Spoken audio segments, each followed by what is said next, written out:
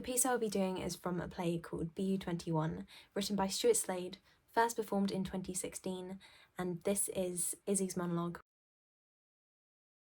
So I found my mum was dead on Twitter, which wasn't, great. It was 10:30 on a Friday morning. I was printing off some stuff for a client workshop at 11, and the printer was being fucking, and out of absolutely nowhere, there was this massive, massive bang. It wasn't even like a sound, it was like this, I don't even know the word, this pure violence. And I guess I must have been knocked down by the blast because I was on the floor. So I got up and I was deaf. Like, my ears were underwater.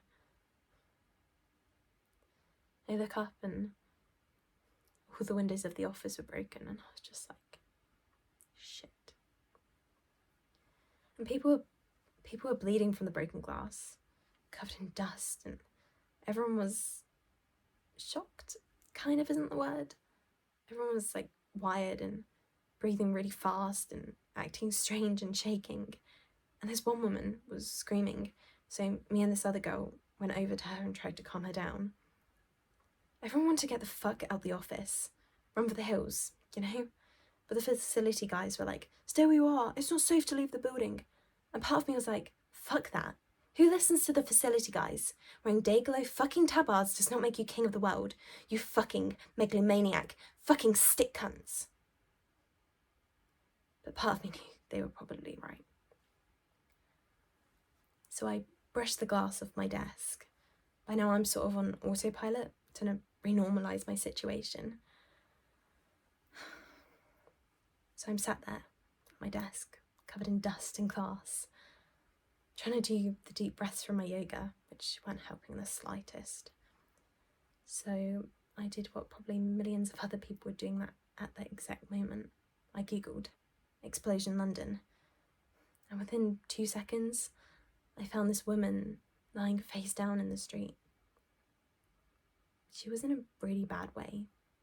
Like, the bottom half of her was just gone. Sorry.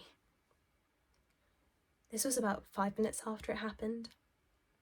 She was outside the Space and Kurt Apothecary on New Kings Road. And all the hairs on my arms were standing up. And I was like, it can't be. It fucking can't be. But in my heart, I know it was. And the one thing I'll always... My first reaction wasn't grief or... It was disgust. And I feel unbelievably ashamed about that, thinking that about my mum.